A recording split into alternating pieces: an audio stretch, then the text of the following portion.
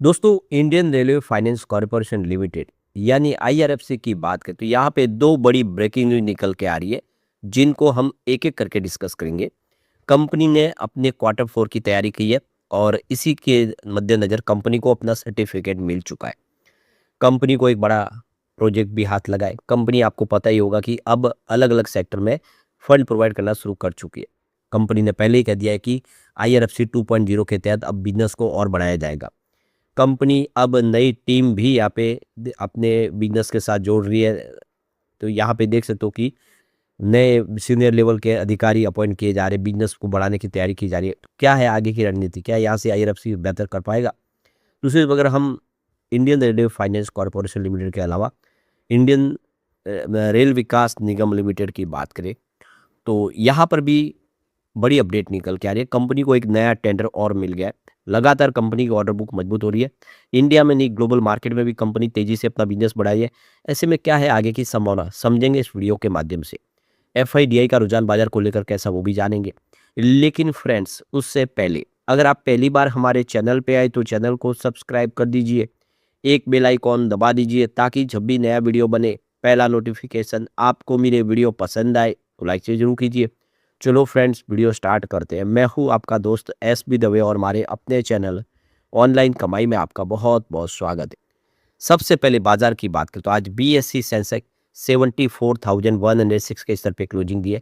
बहुत अच्छी खबर है कि बाजार फिर काफ़ी अच्छा रिकवर कर गया। आज गिरावट के बावजूद भी अंत में 787 पॉइंट की भारी तेजी के साथ क्लोजिंग दिया बाजार ने, यानी 1.07% की इस समय हमने तेजी देखी है बाजार में। तो सुबह शुरुआत है कि हल्की सी तेजी के साथ हुई थी। आप देखो कि लगभग 100 पॉइंट की तेजी के साथ, पर बाजार फिर भयंकर गिरा। आप देखिए 72,728 का स्तर भी हमने देखा है, पर जो हाई बना वो बहुत ही बेहतरीन है।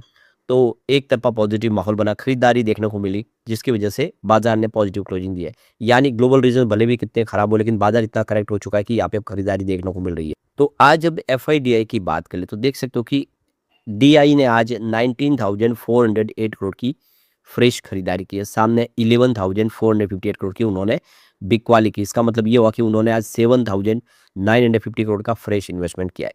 तो इंडिया के जो बड़े फंड हाउस है लगातार बाजार को संभाल रहे, उन्होंने आज भी जम के खरीदारी की है। लेकिन रोज की तरह एफआई ने बिकवाली की है। तो आज 7,922 करोड़ का उनका इन्वेस्टमेंट है, लेकिन सामने 15,761 करोड़ की भारी भरकम बिकवाली कर दी है। इसका मतलब ये है कि आज की उनकी जो बिकवाली का आंकड़ा निकल कर आया है वो है 7,839 करोड़ का, यानी आज 7,839 करोड़ का उन्होंने माल बेचा है। लेकिन बाजार पॉजिटिव इसलिए रहा क्योंकि इस बिकवाली के सामने जो खरीदारी है वो काफ़ी बड़ी थी डीआई की, जिसकी वजह से बाजार संभल गया। अब यहाँ पे आईआरएफसी की बात करें 92.90 पर क्लोजिंग देखने को मिली, जहाँ पे 1.15% की तेजी देखने को मिली।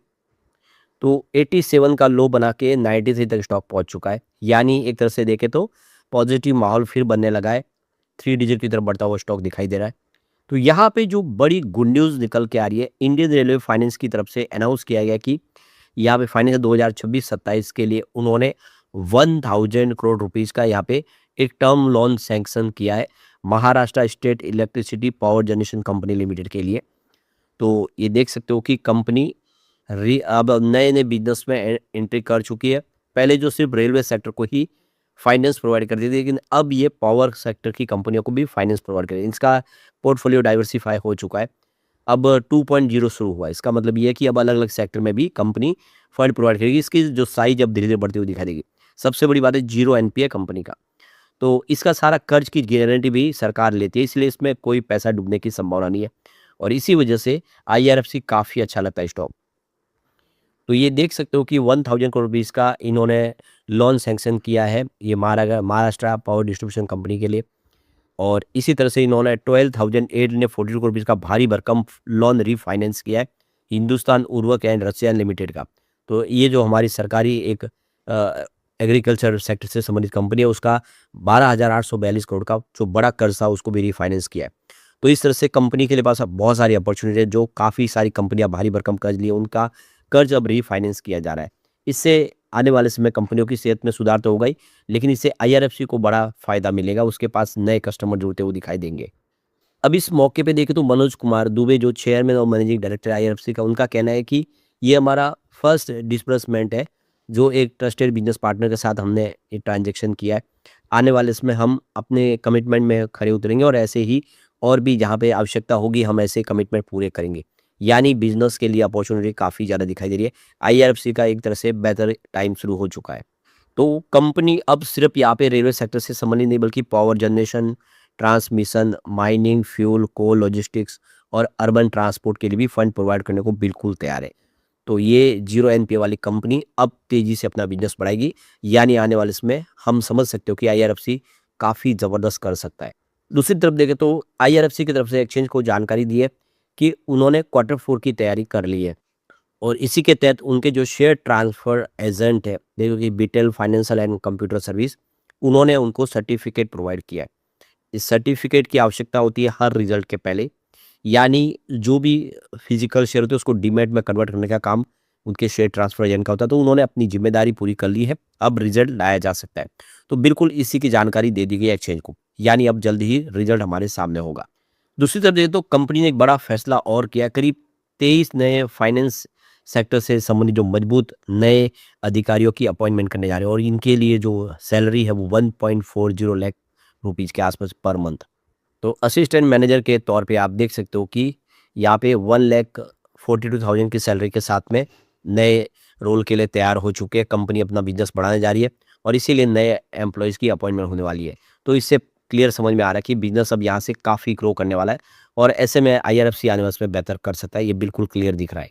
अब यहाँ पे हम रेल विकास निगम लिमिटेड की बात करें तो 262 पर क्लोजिंग थी, जहाँ पे 0.86% की तेजी देखने को मिली। तो ये देख सकते हो कि शुरुआत पॉजिटिव थी 261 पर, लेकिन उसके बाद में गिरावट के सिलसिला जो बाजार में बना उसकी वजह से 253 का इसने लो बनाया। अब 248 लो बना हुआ, उसी के आसपास पहुंचा रहा स्टॉक, अभी दबाव में है स्टॉक। वैसे 266 का इसने हाई भी बनाया, लेकिन 447 इसका 52 वीक का हाई है, जिससे स्टॉक बहुत नीचे है। उम्मीद है कि आने वाले समय ये काफ़ी अच्छा कर सकता है। यहाँ पे जो बड़ी अपडेट निकल के आ रही है, रेल विकास निगम लिमिटेड ने 242 करोड़ का एक नया और टेंडर प्राप्त कर लिया है। तो ये देखो कि सुबह-सुबह बाज़ार में गिरावट की वजह से स्टॉक भी नीचे आया, लेकिन कंपनी को 242 करोड़ का नया एक साउथ सेंट्रल रेलवे की तरफ से प्रोजेक्ट प्राप्त हो गया है।